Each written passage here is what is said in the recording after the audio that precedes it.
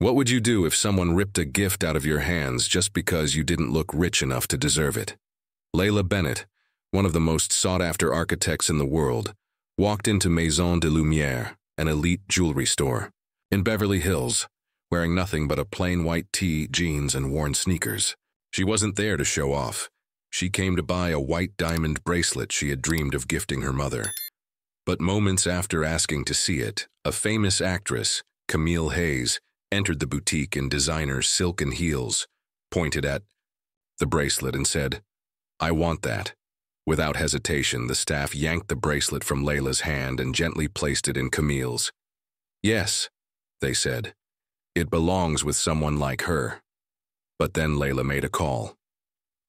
Minutes later, a black Rolls-Royce Phantom pulled up outside. The boutique froze. Who was inside? What happened next turned the entire store upside down. Where are you watching from? Drop your city in the comments and tell us, what do you think happened when that car door opened? Don't forget to hit subscribe for more powerful stories like this one, and stay with us to the end. You won't believe what justice looks like in diamonds. The sun spilled molten gold over Beverly Hills, painting Rodeo Drive in a shimmering haze of wealth and ambition. Palm trees stood sentinel along the sidewalks, their fronds whispering secrets to the breeze. The street was a living runway, each boutique a cathedral of luxury, their windows gleaming with promises of exclusivity. At the heart of it all was Maison de Lumière, a name that evoked light but demanded reverence, a fortress of diamonds, pearls, and unspoken hierarchies. Its glass facade reflected the morning's brilliance, and as its automatic doors parted with a soft hiss, it wasn't a celebrity or a mogul who stepped inside. It was Layla Bennett. Layla moved with quiet purpose, her presence a stark contrast to the boutique's polished opulence. She wore no makeup, her face bare and radiant with a natural glow that owed nothing to cosmetics. Her dark curls were swept into a loose, low bun, a few strands escaping to frame her sharp cheekbones. A plain white cotton t-shirt hung softly against her frame, paired with faded jeans that carried the faint creases of countless wears. Her sneakers, white, scuffed with laces fraying at the edges, told stories of long walks and longer dreams. A simple crossbody purse rested against her hip, its strap worn but sturdy, and in her hand was a slim black wallet, its leather softened by time. Inside it, though, was a platinum card that could have bought the entire store and left change to spare. Layla didn't carry herself like someone trying to prove her worth. She didn't need to. She was here for a purpose far greater than vanity. Her eyes, warm and focused, swept across the boutique's glittering interior. Crystal chandeliers cast prisms of light onto marble floors, and the air hummed with the delicate strains of Vivaldi, piped through invisible speakers. Display cases stood like altars, each one cradling treasures worth more than most people's homes. Layla bypassed the gaudy, oversized necklaces and the ostentatious rings that screamed for attention. Her gaze settled on a single case near the back, its understated elegance drawing her like a beacon. Inside, on a cradle of midnight blue velvet, rested a white diamond bracelet, delicate yet commanding, its stones catching the light with a quiet, timeless fire. This was the piece she'd envisioned for 3 years, ever since she'd made a vow to herself. It was for her mother, the woman who had raised her alone, who had scrubbed office floors at midnight while Layla sketched skyscrapers on diner napkins, who had gone hungry so her daughter could study architecture. Today was her mother's 60th birthday, and this bracelet was more than jewelry. It was a promise kept, a love made tangible. Layla stepped closer, her sneakers silent against the marble. Her fingers hovered near the glass, not quite touching. It as if the moment itself was too sacred to rush. Then a voice sliced through the air, sharp and cold as a blade. "Can I help you with something?" The sales associate seemed to materialize from the boutique's shadows. Her blonde hair, pulled into a bun so tight it looked painful. Her lips, painted a stark crimson, curled into a smile that didn't reach her eyes.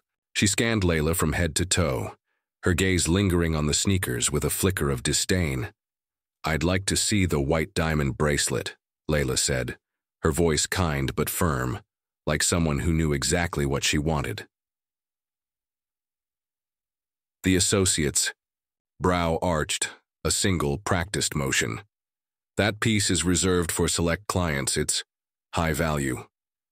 Her tone dripped with condescension, the words slow and deliberate, as if Layla might not understand. Do you have an appointment? Layla's smile held steady, unshaken. I don't, but I'm here to buy. The woman didn't move. Her arms folded across her chest, and behind her another employee leaned over the counter, her whisper carrying just far enough to sting. Watch her. That bag's the kind they slip things into. A soft ripple of laughter followed, smothered behind manicured hands. Layla heard it. She felt the weight of their judgment settle over her like a second skin, but she didn't flinch. She adjusted the strap of her purse and turned back to the bracelet, her mother's face vivid in her mind. The crinkle of her smile, the calloused hands that had brushed Layla's cheek as a child. This moment wasn't about them. It was about Greasy. The boutique pulsed with its rhythm, wealthy clients gliding in and out, their heels clicking like metronomes, their perfume mingling with the scent of polished leather. A woman in a crimson sheath dress swept past, her wrists heavy with Cartier bangles, her Chanel bag swinging like a trophy. She didn't glance at Layla. The sales associate did, though, her eyes narrowing as she offered the other woman a flute of champagne, her movements graceful and deferential. Then she shot Layla a glance, cold and pointed, as if daring her to ask for the same. Layla said nothing. She didn't need their champagne or their approval. She had built buildings that touched the sky, her architectural designs etched into the skylines of Manhattan, Dubai, and Singapore. But here, in this glittering cage, she was invisible. A woman in sneakers, unworthy of their time. The door chimed again, and the air shifted. A wave of perfume preceded the new arrival, followed by a presence that seemed to demand the room's attention. Whispers fluttered like moths. That's Camille Hayes. The actress entered like royalty, reclaiming her throne. Her blonde hair cascaded in perfect waves, her silk dress clinging to her curves, her heels striking the marble with a rhythm that felt rehearsed. Diamond studs glittered at her ears, catching the light with every turn of her head. The sales associates swarmed her, their smiles wide and eager, their voices tinged with the desperation of those who lived for commissions. Camille's eyes locked onto the display where Layla stood. She glided over, the original saleswoman now, trailing her like a loyal attendant. What a gorgeous bracelet, Camille purred, her gaze flicking to Layla for the briefest moment, not with curiosity but with dismissal. I want this one. Layla turned, her posture calm but unyielding. I was here first, I'm purchasing it. Camille's smile was a blade, sharp and practiced, the kind that had never met resistance. Oh, I'm sure she was just looking, she said to the associate, her tone light but cutting. Right? The saleswoman's laugh was soft, artificial, and final. She reached into the case, her movements swift and deliberate, and lifted the bracelet from its velvet cradle. You understand, don't you? She said, her eyes on Layla but her hands already offering the diamonds to Camille, as if presenting a crown. The bracelet never touched Layla's fingers. It was handed to Camille Hayes, who accepted it with the casual entitlement of someone who always got what she wanted. The associates clustered around her, their voices a chorus of flattery, their attention a spotlight that left Layla in shadow. But something in Layla shifted, not her dignity. She held that like armor. Not her grace, which remained as steady as her heartbeat. Her patience, though, that slipped away, quiet as a sigh. She reached into her purse, her movements deliberate, and pulled out her phone. She dialed. The white diamond bracelet glimmered under the boutique's chandelier, its facets scattering light like a tiny constellation. It rested in Camille Hayes's manicured hands, held aloft as if it had been crafted for her alone. Layla Bennett's hand, still outstretched from where she'd reached for the piece moments before, lingered in the air, a quiet, suspended gesture caught between grace and disbelief. Slowly, deliberately, she lowered it, her movements measured as if committing every detail to memory. The careless flick of Camille's wrist, the smug curve of the sales associate's crimson lips, the faint, sharp gasp from a teenage employee, who seemed to sense the wrongness of it all. Layla's face remained composed, her dark eyes steady, but the silence around her carried a weight, a charged, electric tension that prickled the air. Few noticed. Most didn't care. Camille turned the bracelet in her fingers, her movements theatrical, her voice carrying across the boutique. "It's stunning," she declared, loud enough to draw the gazes of other customers.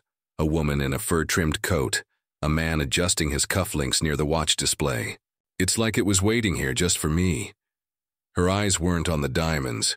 They were on Layla, sharp and deliberate, a challenge wrapped in a smile. The sales associate, her blonde bun gleaming under the lights, leaned in with a syrupy laugh. "Exactly, Miss Hayes. Some pieces just know where they belong." She paused, her gaze sliding to Layla's faded jeans and scuffed sneakers. "And with someone as elegant and accomplished as you, it's a perfect match." Layla's lips barely parted. "It fit me too," she said, her voice low and unshaken, each word landing like a stone in still water. "Until you took it from me." There was no anger in her tone, no theatrical flourish, just a calm assertion that seemed to catch the associate off guard. The woman blinked, her smile faltering for a fraction of a... She recovered quickly, smoothing her expression into one of polite dismissal. Before she could respond, Camille let out a scoff, brushing a blonde curl from her forehead with a manicured hand. "Oh, please," she said, her voice dripping with mock sympathy. "You're clearly just browsing, sweetheart. No offense, but this isn't the clearance rack." The laughter from behind the counter was immediate, eager, a chorus of agreement. From the other associates who seemed to feed off Camille's confidence. Near the watch display, two men in tailored suits exchanged smirks. One leaned closer to the other, his voice carrying just enough to sting. "Seen this before. They walk in like they own the place, then act shocked when someone calls them out." His companion chuckled, adjusting his tie. "Thought she could blend in. Poor thing." Their words weren't whispered, they didn't need to be. To them, Layla was a curiosity, a glitch in the boutique's curated perfection. She heard every syllable, felt the weight of their assumptions settle over her. But she didn't flinch. Her hands rested at her sides, her posture straight, her breath steady despite the pulse hammering in her chest. Her skin burned, not from shame, but from the effort of restraint. She wanted to tell them who she was, an architect whose designs graced skylines from New York to Dubai, a woman who had signed contracts worth millions. But she held back. Her phone sat in her back pocket. A quiet promise. She'd use it soon, not for revenge, but to rewrite the story they'd scripted for her. A younger salesgirl emerged from the back room, her arms laden with a tray of sapphire earrings. Her eyes widened as she took in the scene, Camille preening. The bracelet now clasped around her wrist, Layla standing alone, her presence almost erased by the room's collective dismissal. The girl hesitated, glancing toward the store manager, a stern woman in a black blazer who stood near the register. The manager's lips tightened, and the girl quickly lowered her gaze, scurrying behind a counter. Silence was safer than intervention. Camille, oblivious or indifferent to the tension, tilted her wrist to admire the bracelet's sparkle. "This will be perfect for the gala next week," she mused, her voice loud enough to carry. "Pair it with the Marchesa gown. Oh, the photos will be divine." The sales associate beamed, clasping her hands. "A vision, Miss Hayes. Shall we get it wrapped?" Camille nodded, then added with a pointed glance at Layla. "And make sure she's not here when I pick it up. I don't want any misunderstandings." The word landed like a spark on dry grass.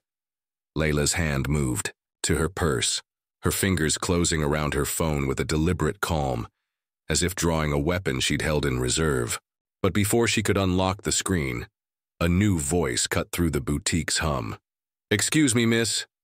The security guard, Victor, according to his name tag, stood before her, his broad frame blocking the light. His arms were crossed, his radio crackling faintly at his belt. "I need to check your bag." Layla turned slowly, her eyebrows lifting. "Excuse me?"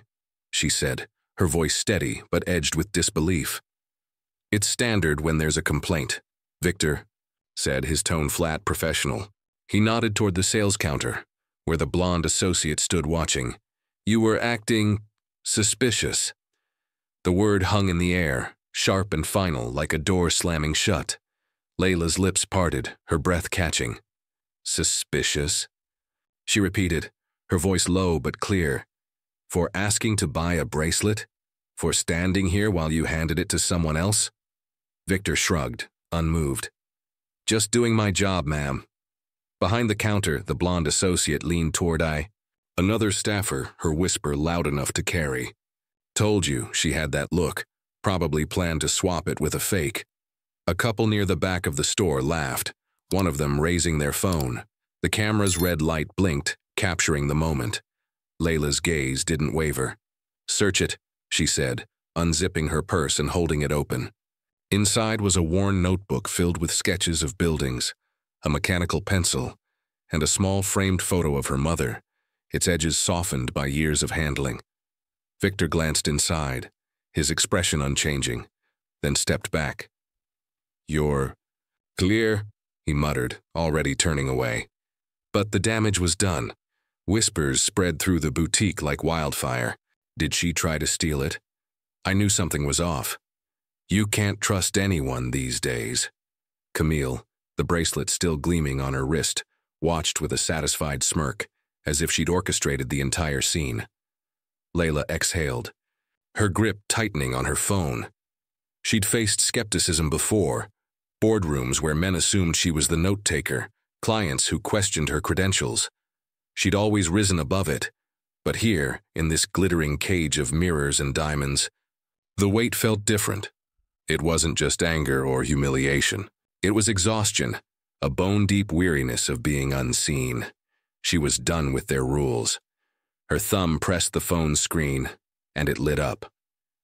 Layla Bennett's fingers hovered over her phone's glowing screen, the weight of the boutique's, scorn pressing into her chest like a stone. The laughter, the whispers, the accusing glances, they swirled around her, an unfinished symphony of arrogance and assumption. She hadn't come to Maison de Lumière to make a spectacle. Her life was built on restraint, on proving herself through quiet competence, on rising above the noise of those who underestimated her. But this moment wasn't just about her pride. It was about her mother, the woman who had sacrificed everything, whose 60th birthday deserved a tribute as timeless as her love. The thought that someone like Camille Hayes could claim the bracelet meant for her, simply because her world glittered louder, burned with a heat that left Layla's skin prickling. She stepped away from the counter, her scuffed sneakers silent against the boutique's marble floor. Her movements were deliberate, controlled, as if each step was a refusal to let the room's judgment define her. She passed a display of emerald drop earrings, their green fire winking under the chandelier's glow, but her eyes didn't linger. She moved past the polished concierge desk, where the receptionist typed furiously, pretending not to notice the drama unfolding. Layla stopped in front of a floor-to-ceiling window overlooking Rodeo Drive, the street outside a parade of luxury and illusion. The glass was cool against her reflection, her dark curls loose around her face, her white t-shirt a stark contrast to the boutique's opulence. She pressed the call button on her phone, her thumb steady despite the pulse hammering in her veins. One ring, two. The line connected with a single word, yes. It was Julian Monroe's voice, steady, warm, but laced with an edge sharp enough to cut through steel. Layla didn't need to explain. She didn't need to recount the humiliation. "They took the bracelet," she said, her voice low, almost a whisper, but firm as the foundation of one of her buildings. "They said it belonged with someone else." A pause stretched across the line, heavy with understanding. "I didn't make a scene, but I'd like to leave now." Silence followed, then the soft sound of Julian's breath and a single sentence. "Stay there. I'm on my way." She hung up. No outburst, no tears, just precision, like a line, drawn cleanly through chaos. Layla slipped the phone into her back pocket and turned slightly, her gaze drifting to the boutique's interior. The air hummed with Vivaldi's strings, piped through invisible speakers, and the chandeliers cast prisms of light across the marble. Camille Hayes stood near a mirror, the white diamond bracelet now clasped around her wrist, her laughter bright and performative as she angled her arm for the sales associate's admiration. The blonde associate, her bun gleaming like polished gold, flitted around Camille, chirping about signature wrapping and exclusive client perks. The other staff had resumed their tasks, polishing glass cases, rearranging velvet trays, pretending the accusation of theft was just another moment in their day. But outside, something began to shift. A subtle hush rippled down Rodeo Drive, like the stillness before a storm. It started with the valet at the neighboring boutique, who froze mid-step, keys dangling from his hand, his eyes fixed on the street. Then came the sound, a low, luxurious hum, smooth as silk gliding over stone. Heads turned, pedestrians paused, their designer bags forgotten. The boutique manager, a stern woman in a black blazer, stepped closer to the entrance, her heels clicking. Sharply, a sleek obsidian Rolls-Royce Phantom glided to the curb, its polished surface catching the morning sun and scattering light like a blade. The car was more than a vehicle. It was a statement, its presence commanding the street with effortless authority. The engine fell silent, and for a moment, Rodeo Drive seemed to hold its breath. The driver, a man in a crisp black suit, moved swiftly to the passenger door. The Laisier crowd parted instinctively, sensing power even before they saw its source. The rear door opened and Julian Monroe stepped out. His presence didn't shout. It didn't need to. Tall and broad-shouldered, he wore a tailored black suit that moved with him like a second skin, its lines accentuating the strength beneath. His skin, the color of roasted coffee, glowed under the sunlight, and his eyes, emerald green shadowed with intensity, scanned the scene with a quiet storm brewing within. A limited edition Vacheron Constantin watch peeked from beneath his cuff, a gift from the Prime Minister of the UAE after a billion-dollar development deal, but it was the least of his markers. What defined Julian was the way he carried himself, controlled, deliberate, a man who reshaped the world with a glance. Inside, Maison de Lumière, the atmosphere cracked like glass under pressure. Customers turned toward the windows, their conversations trailing off. A woman in a fur-trimmed coat gasped softly. A teenage influencer fumbled her phone, the device clattering to the floor. Even Camille, mid-laugh, froze as the boutique's Doter chimed and Julian stepped inside, his polished shoes striking the marble with a rhythm that demanded attention. He didn't speak at first. He moved with purpose, cutting through the room like a blade through silk, past the glittering displays, past the stunned concierge, straight to Layla. She hadn't moved from her spot by the window, her arms crossed, her expression a mask of calm that hid the fire beneath. Julian reached her, his hand settling gently on her lower back, a gesture both protective and grounding. He looked down at her, his eyes flickering with a mix of fury and tenderness, as if asking a question only she could answer. She gave a slight nod and he turned to face the room. His voice was low, but it carried like thunder rolling across a quiet plain. "Is the employee who insulted my wife still working here?" The question hung in the air, unanswered. He didn't. "Repeat it." His gaze swept the boutique, landing on the blonde sales associate whose face drained of color, her crimson lips parting in a silent gasp. Camille took a small, instinctive step back, the bracelet glinting on her wrist. Julian's jaw tightened, but his voice remained steady. She came here to buy a bracelet she had selected, reserved, paid for in advance, 10 times over the listed price. He turned his gaze to Camille, his eyes unyielding. Then someone else walked in, decided it belonged to her, and the staff agreed. The silence was absolute, broken only by the faint clinking of crystal beads in the chandelier above. Every eye in the room was on Julian, but his focus never wavered. "She didn't need to name drop," he continued, his voice cutting through the tension. "She didn't flash her wealth. She came as herself, because that's what powerful people do when they're not trying to prove anything." He shifted his attention to the sales manager, who had emerged from the back office, her tie askew, her eyes darting nervously. "And while we're on the subject," Julian added, his tone sharpening, "this building, the very boutique you're all standing in, was designed by her." Layla raised her chin, her dark eyes meeting the room's stunned gazes. In that moment, no diamond, no bracelet, no chandelier shone brighter than she did.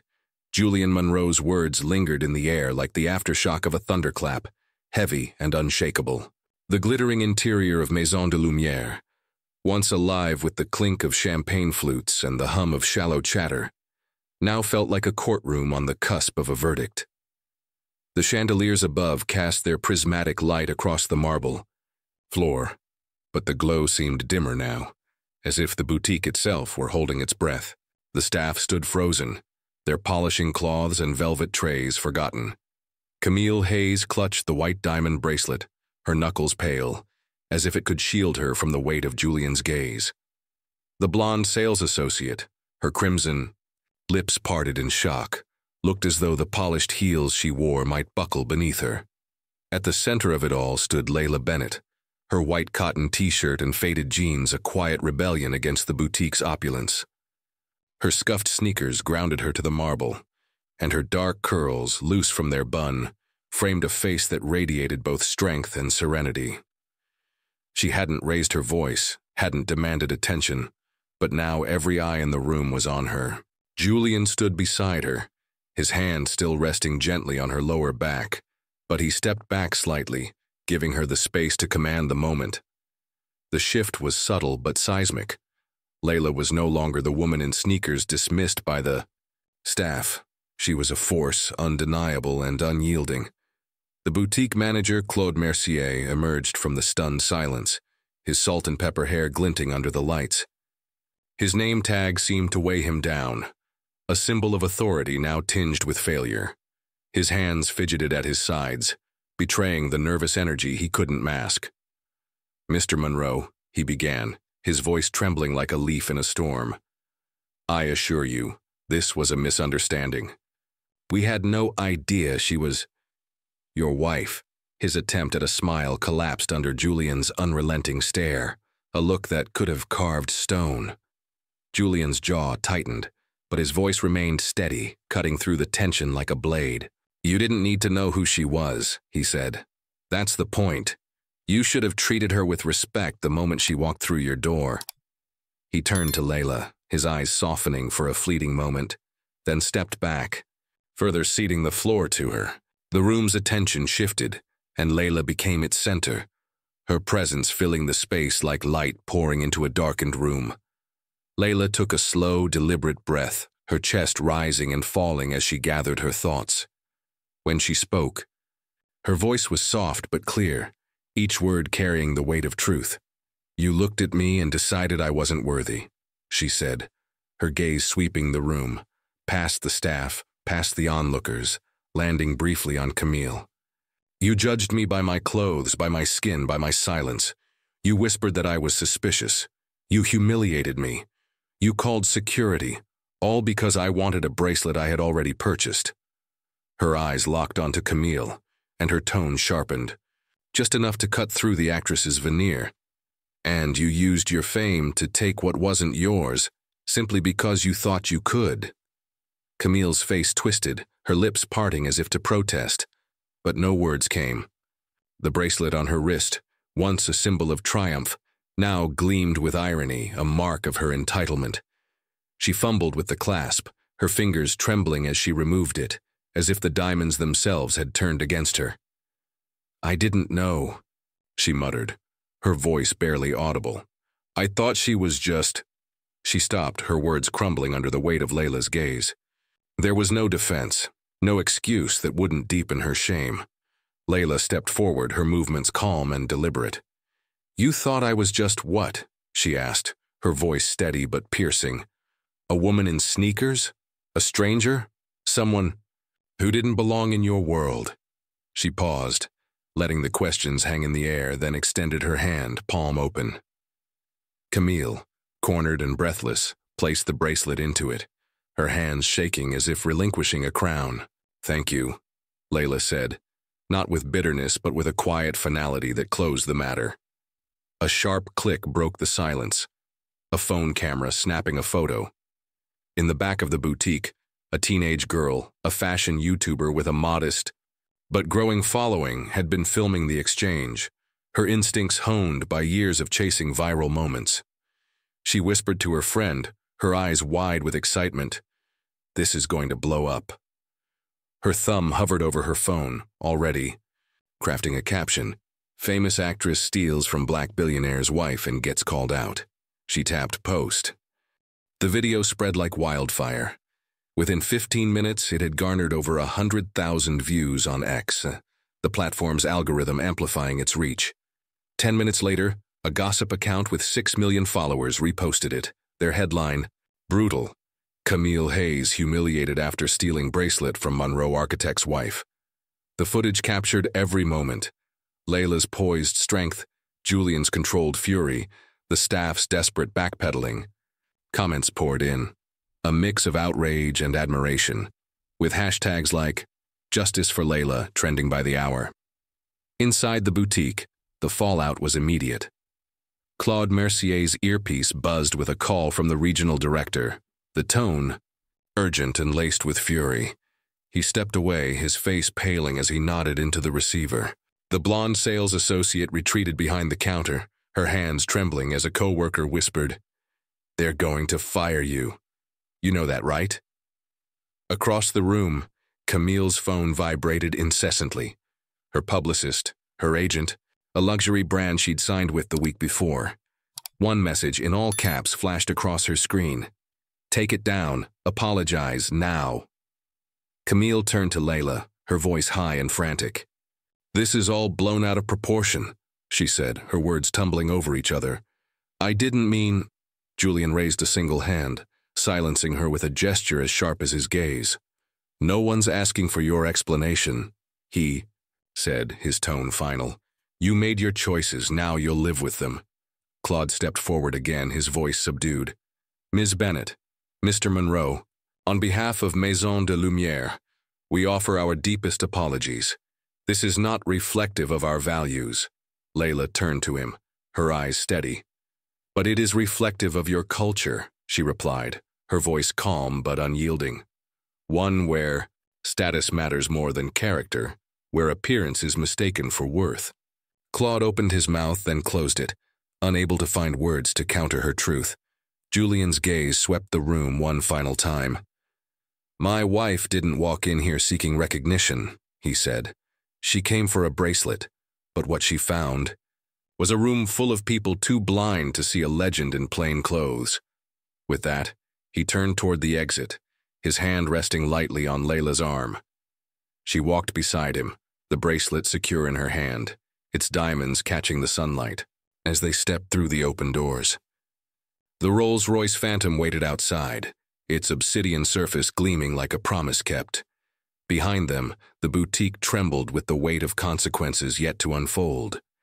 The sky over Beverly Hills softened into a canvas of gold and amber as the Rolls-Royce Phantom glided into the valet lane of Le Saphir, a Michelin-starred restaurant perched on a hillside, its glass walls reflecting the fading light of dusk. Inside, candlelight danced across linen-draped tables, casting a warm glow over crystal stemware and polished silver. Julian Monroe stepped out first, his tailored suit a shadow against the sunset, and offered his hand to Layla Bennett as she descended from the car. Her fingers, steady and sure, clutched a small, deep blue velvet box, the white diamond bracelet nestled within, now rightfully hers, a symbol of a promise kept. Layla paused on the restaurant's terrace, the evening breeze stirring the loose curls that had escaped her low bun. Her white t-shirt and faded jeans were unchanged from the morning's ordeal, her scuffed sneakers grounding her to the earth. But her eyes, dark and luminous, carried a quiet triumph.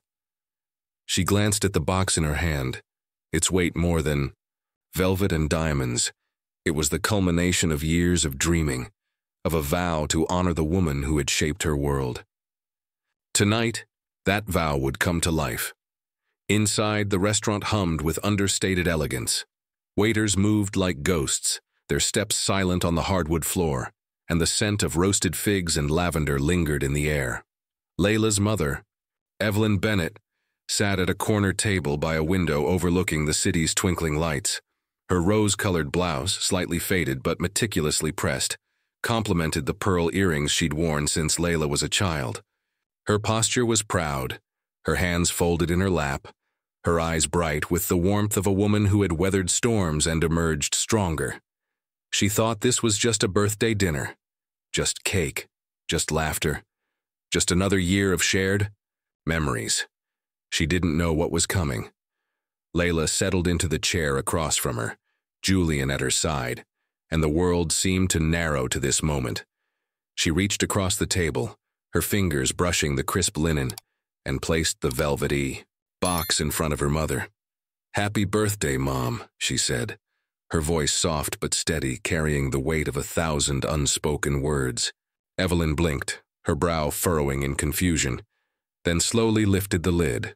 The white diamond bracelet lay inside, its facets catching the candlelight like liquid stars. Her breath caught, and her fingers trembled as they hovered over the stones, as if afraid to touch something so radiant. "Layla, no," she whispered, her voice thick with emotion. It's too much." Layla's smile was warm, unwavering. She lifted the bracelet gently, her touch reverent, and clasped it around her mother's wrist, the diamonds settling against her skin like they had always belonged there. "It's not enough," Layla said, her voice barely above a whisper, each word heavy with truth. "Not for everything you gave up, not for the lunches you skipped so I could eat.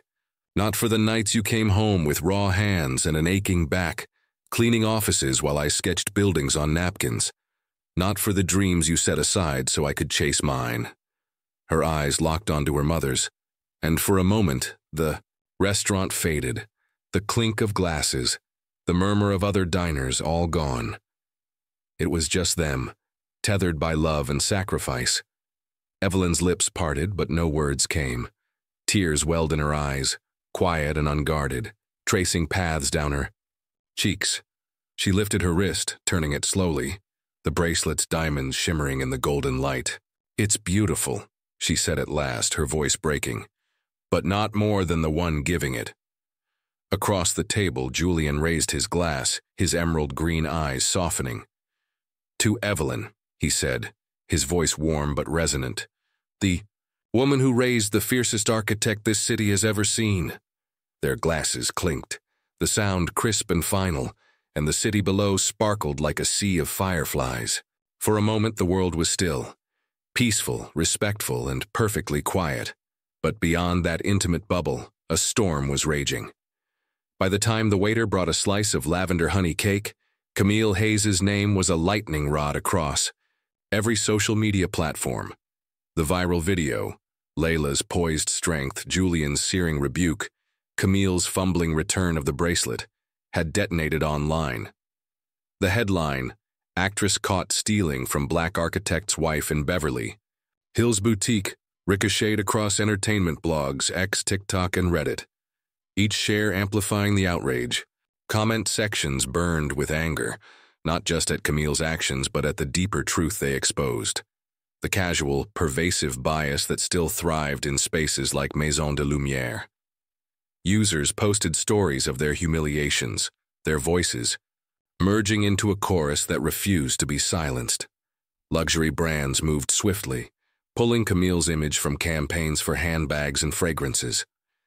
Her publicist stated deep regret and a misunderstanding, but it was drowned out by the public scorn. A tearful apology video, filmed in her car with smudged mascara, was mocked mercilessly. Viewers called it performative, hollow, a masterclass in privilege. Hashtags like "Two Wire Justice for Layla" and "Chashu You Can't Buy Dignity" trended for days, their momentum unyielding. Inside the boutique, the fallout was brutal. By noon the next day, 3 employees, including the blonde sales associate, were fired, their names scrubbed from the staff roster. Maison de Lumière posted a formal apology on Instagram, but the comments section became a battleground, flooded with accusations of elitism and racial bias. Yelp reviews plummeted, with one-star ratings piling up like debris after a storm.